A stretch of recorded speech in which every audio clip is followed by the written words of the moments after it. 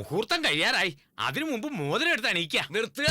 മോതിരം മാറ്റലും മന്ത്രം ചൊല്ലലും ഒക്കെ പിന്നീടാവാം. നമ്മുടെ അനുവാദമില്ലാതെ ചടങ്ങ് നടത്താൻ പാടില്ല. ഇതൊട്ടും ന്യായല്ല കേട്ടോ ഭട്ടതിരി. മോതിരം മാറണ സമയത്ത് മുടക്കാൻ ശ്രമിക്കാണില്ലെന്ന് എനിക്കൊരു നാണോ ഇല്ല നീ. ഈ പ്രായത്തിൽ നമ്മെ വിഡ്ഢിയാക്കിയത് നിസ്സാര കാര്യ. അതുകൊണ്ടാണ് ഈ വിവാഹ നിശ്ചയം തടയാൻ വേണ്ടി നോമ ഹൈക്കോടതിയിൽ നിന്ന് സ്റ്റേ വാങ്ങിയത്. വക്കീലൊന്ന് വായിച്ചു കൊടുക്കുക. അതെ സർ, ഇദ്ദേഹത്തിന്റെ കടം തീർക്കുന്നവരെ ഒരു ഫംഗ്ഷനും നടത്താൻ പാടില്ലെന്ന് കോടതിയിൽ സ്റ്റേ ഓർഡർ ഉണ്ട്. ഇതൊരു അന്യായത്. ബിസിനസിലും വസ്തു കച്ചവടത്തിലൊക്കെ സ്റ്റേ ഓർഡർ വാങ്ങണതായിട്ട് കേട്ടിരിക്കണോ? മംഗളകാര്യത്തിന് സ്റ്റേ ഓർഡറോ? കിട്ടൂടാ, അതാണ് നിയമം. പഴിക്ക് പഴിയാണെന്ന് കരുതിക്കൊള്ളുക. ചന്ദ്രകലയെ വിശ്വസിച്ച് നോമ്പ് മുടക്കിയ 15 ലക്ഷം, നീ കടം വാങ്ങിയ 4 ലക്ഷവും ചേർത്ത 19 ലക്ഷം തന്നാ ഈ ചടങ്ങ് നടക്കും. എന്താ ഭട്ടു ഇത്? ഞങ്ങളെ സംരക്ഷിച്ചോളാന്ന് പറഞ്ഞിട്ട് ഇങ്ങനെ ദ്രോഹിക്കാ? നിങ്ങൾ മാനത്ത് കണ്ടത് ഞാൻ മരത്തിൽ കണ്ടുട്ടോ. അതിന് നോമ്പൊരു പണി ഒപ്പിച്ചതാ. ആരെതിർത്താലും വിവാഹ നിശ്ചയം നടക്കും. താനോ? നീയോ? അതെ, ഞാൻ തന്നെ. ഒരേ അച്ചില് വാർത്ത പോലുണ്ട്. അതുകൊണ്ടല്ലേ ഇങ്ങോട്ട് വന്നേ. എത്രയാണോ തനിക്ക് തരാനുള്ളത്? 19 ലക്ഷം. അതായത് 19 ലക്ഷം. ടിപ്പും കൂടെ ചേർത്ത് 20 പിടിച്ചോ. ചോട്ടാ കൊടുക്കാം, ഇപ്പൊ തന്നെ കൊടുക്കാം. നിങ്ങൾ എന്തിനാ അവന്റെ കടം വീട്ടിനെ? ക്യാഷ് വേണോ? കാരണം അറിയണം. ചന്ദ്രകലയെ വേണം. കൂടുതൽ വെള്ളത്തിലെടുക്കല്ലേ.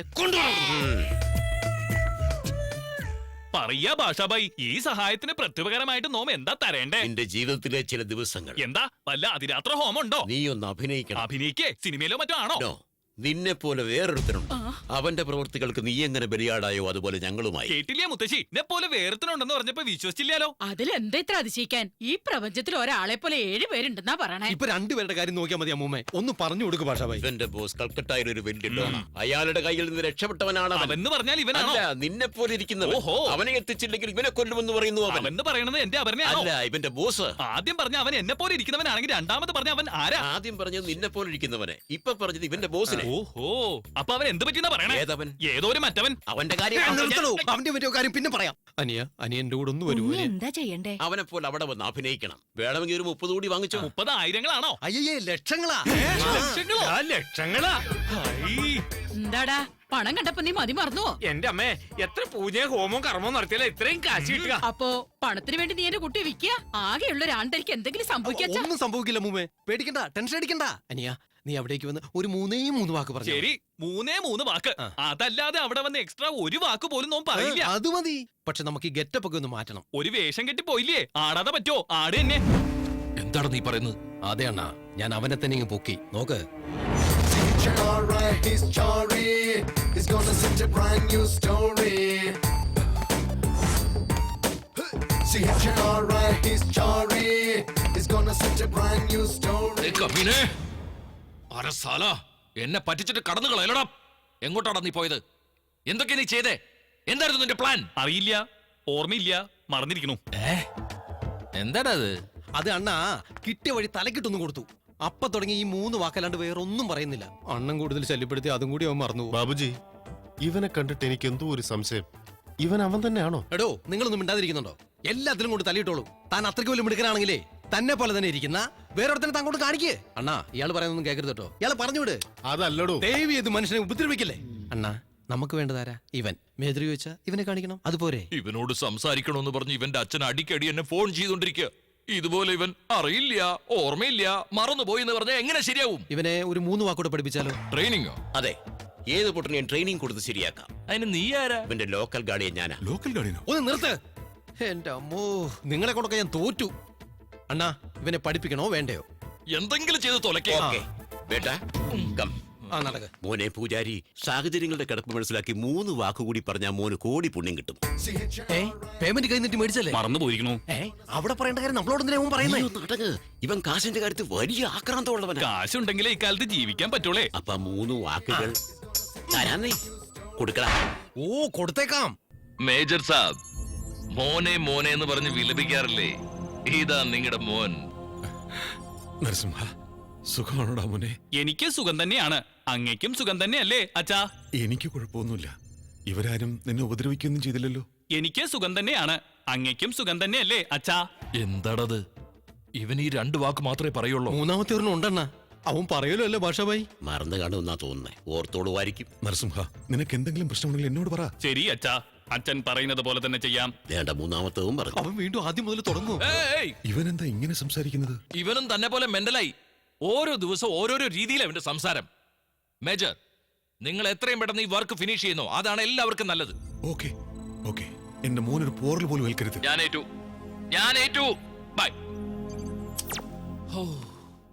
വേൾഡ് കപ്പിന്റെ ഫൈനൽ കണ്ടപ്പോ പോലും ഇത്രയ്ക്ക് ടെൻഷൻ ഉണ്ടായിട്ടുണ്ടാവില്ല. ഉദ്ദേശിച്ച കാര്യം നടന്നില്ലേ ബാബാജി? ഏയ് ഇവനെ കൂട്ടിക്കൊണ്ട് ഇവിടുന്ന് പോടാ. Okay ബേട്ടാ come. അണ്ണനൊരു ഭാഗ്യവാൻ തന്നെയാണ്. എന്താ ഇപ്പോ മറ്റവനായിരുന്നെങ്കിൽ ഇടയ്ക്കിടയ്ക്ക് ചാടിപ്പോയനെ. ഇവനായതുകൊണ്ട് ഇവിടെ തന്നെ നിൽക്കും. ഇവനാരാ? അമിതാഭ് ബച്ചൻ, നമ്മുടെ അഭിഷേക് ബച്ചന്റെ ഫാദർ അല്ലേ? ആ അമിതാഭ് ബച്ചൻ. ബാബുജി, ആ മേജർ വെപ്പൺ റെഡിയാക്കി കഴിഞ്ഞതിനു ശേഷം എന്റെ മകനോട് സംസാരിക്കാതെ വെപ്പൺ ഹാൻഡ് ഓവർ ചെയ്യില്ലെന്ന് പറഞ്ഞാൽ നമ്മുടെ ശ്രമങ്ങളെല്ലാം വിഫലമാവില്ലേ? ആലോചിച്ച് നോക്ക്. ബാബുജി, നിങ്ങൾ വെറുതെ ടെൻഷൻ അടിക്കണ്ട. എന്റെ മോള് വിചാരിച്ച ഈ കാര്യത്തിൽ നമ്മളെ സഹായിക്കാൻ പറ്റും. എങ്ങനാന്നറിയോ? എന്റെ മോളും അവനും തമ്മിൽ പ്രേമത്തിലാ. എങ്ങനെയെങ്കിലും അവന്റെ അമ്മയെ ഞാൻ ഇവിടെ കൊണ്ടുവന്നിരിക്കും. ഹലോ ഹലോ ചാരി, ചന്തു, നീ തന്നെയാ? അതെ ഞാൻ തന്നെയാ. ഇവിടെ നല്ല സൗഖ്യാണ് കേട്ടോ. അവിടെയാണെങ്കിലോ പൂജയും കർമ്മങ്ങളൊക്കെ ചെയ്ത് നടു ഒടിയാ. കാശൊട്ട് ഇങ്ങോട്ട് വരാകയില്ലേനും. ഇവിടെയാണെങ്കിലോ വാക്കിന് ലക്ഷം എന്ന കണക്കിന് ലക്ഷങ്ങൾ ഇങ്ങനെ കുമിഞ്ഞു കൂടിക്കൊണ്ടിരിക്കുക. എന്താ ഉദ്ദേശം? അവിടെ തന്നെ അങ്ങ് സെറ്റിൽ ആവാൻ തീരുമാനിച്ചോ? അതിനെന്താ ഇപ്പൊ എത്ര തീരുമാനിക്കാൻ? ഞാൻ സെറ്റിലായി കഴിഞ്ഞു. പൂജാരിയായിരുന്ന നരസിംഹാചാരി ഡോൺ ചാരി ആയാൽ അതിൽ അസൂയപ്പെടണ്ട കേട്ടോ. ഡോണോ? അതെന്നെ. അമ്മാവാ, അത്യാവശ്യമായിട്ട് എന്തിനാ എന്നെ കൽക്കട്ടെന്ന് വരുത്തിയേ? എന്താ പഴം പിഴിഞ്ഞ പോലെ നിക്കണേ? വല്ല പ്രേമനൈരാശ്യം മറ്റാണോ? ഇടിവെട്ടിവനെ പാമ്പ് കടിച്ചു നീ കേട്ടിട്ടില്ലേ? അതാ എന്റെ അവസ്ഥ. നിക്കൊരു മംഗലം നടന്ന് കാണാൻ തനിക്ക് ആഗ്രഹമില്ലേ? എന്താ അമ്മാവായി പറയണേ? മൂത്ത് നരച്ച് നിൽക്കണ അമ്മാവനൊരു മംഗലം നടന്ന് കാണാന്നുള്ളത് എന്റെ ഒരു ആഗ്രഹമല്ലേ? അതിനുള്ള അവസരം എനിക്ക് നിഷേധിച്ചു ആ ചാരി. എന്റെ സമ്പാദ്യം മുഴുവൻ ചെലവാക്കി ആ ചന്ദ്രകലയെ സ്വന്തമാക്കാൻ ഒരുങ്ങിയതാ. അവൻ കൂടെ നിന്ന് എന്നെ ചതിച്ചു. അപ്പൊ ഒഴിഞ്ഞു മാറുക ബുദ്ധി, വേറെ വഴിയില്ല. വഴിയുണ്ട്. കൽക്കത്തയിലുള്ളൊരു ബാബുജിയെ താൻ അറിയോ? അങ്ങേര് വലിയ ഡോണല്ലേ? അങ്ങേരുമായിട്ട് അമ്മാവൻ എന്താ ബന്ധം? അവൻ എന്നെ മാത്രല്ല അയാളെ കൂടി ഇപ്പൊ പറ്റിച്ചോണ്ടിരിക്കുക. എന്ത് പറ്റിച്ചുന്നാ? അവനെ പോലെ തന്നെയുള്ള മറ്റൊരുത്തരുണ്ട്. അവന് പകരമായി ഇവൻ ഒരു വലിയ സംഖ്യ കൈപ്പറ്റിക്കൊണ്ട് കൽക്കത്തയിൽ പോയിരിക്കുകയാണെന്ന് അഗ്രഹാരത്തിൽ ഒരു സംസാരമുണ്ട്. ഈ അവസരം നമ്മൾ ഉപയോഗിക്കണം. സത്യങ്ങളെല്ലാം ബാബുജിയെ അറിയിക്കണം. അത് നിസ്സാരല്ലേ, നമുക്ക് നോക്കാം. ഒരുപക്ഷെ നടന്നില്ലാച്ചാ നമുക്ക് അവനെ തീർക്കണം. അതിന് നീ തയ്യാറായിരിക്കുക. നമ്മളായിട്ട് അത് ചെയ്യണോ? അവൻ തിരിച്ച് നമ്മളെ അങ്ങോട്ട് തീർത്താലോ? നിനക്ക് പറ്റില്ല വെച്ചാ നോം തന്നെ അവന്റെ കഥ കഴിക്കും. അമ്മാവന് ഇത്രയും ശൗര്യം ഉണ്ടാവുന്നു നോം നിരീക്ഷിച്ചില്ല. നീ മാത്രമല്ല, നോമും നിരീക്ഷിച്ചിട്ടില്ല.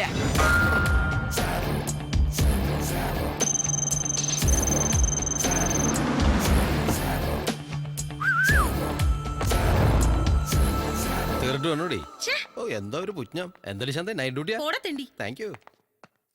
എന്താണ് മോളിയാന്റെ നേരത്തെ എന്നോട് ഫോണിൽ പറഞ്ഞ പുതിയ വീസ എവിടെയാ? ഹാ ബാബുജി, അവളവിടെ വെയിറ്റ് ചെയ്യാ. ജാओ എൻജോയ് കരോ. ജായേ ജായേ. ആളൊരു കിളുന്താണല്ലോ. അല്ല മോളെ, നീ നമ്മുടെ നാട്ടുകാരിയാ? അതെ. ഉദ്ഘാടകൻ ഞാനായത് നിന്റെ ഭാഗ്യം. ഞാൻ കൈവച്ചവരൊക്കെ ഭയങ്കര ഫേമസ് ആയിട്ടുണ്ട്. അത്ര കൈപുണ്യ കൊച്ചെനിക്ക്.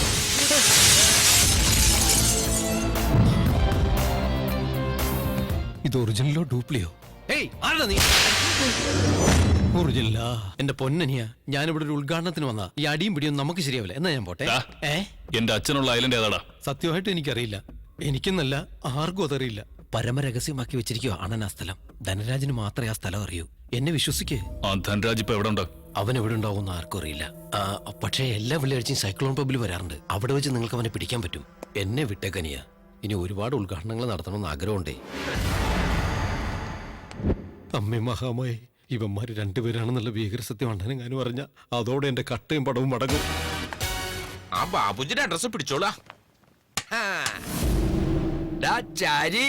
എന്താണ് ചോട്ടാബായി പറയണത്? അതെ തിരുമേനി, ആ നരസിംഹൻ ഇവിടൊക്കെ തന്നെയുണ്ട്. ഓർക്കുമ്പോ ചങ്ക് കിട്ടും. പിന്നെ അവനെ പിടിച്ചൂടെ? ഒരുപാടെ കൊണ്ട് കൈയിട്ട് കടി വാങ്ങിക്കാൻ എനിക്ക് താല്പര്യമില്ല. നരസിംഹനെ കാണാൻ ഹൈദരാബാദിൽ നിന്നാരോ വന്നിരിക്കുന്നത്. എന്നെ കാണാൻ മാത്രം ഇപ്പൊ ആരാ?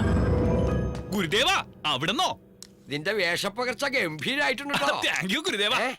അതിരിക്കട്ടെ, എന്താ ഈ വരവിന്റെ ഉദ്ദേശം? നോം വന്നതല്ലടാ, നിന്റെ വില്ലനായി അവതരിച്ചതാ. എന്താ ഗുരുദേവ, വില്ലത്തനെ പാവാണ് കേട്ടോ. നോം വില്ലനായിരുന്നില്ല, നായകനായിരുന്ന നമ്മെ നീയും ചന്തുവും കൂടി വില്ലനാക്കിയതാ. ഇപ്പൊ എന്റെ ഗുരുദേവൻ എന്താ വേണ്ടേ? ചന്ദ്രകല.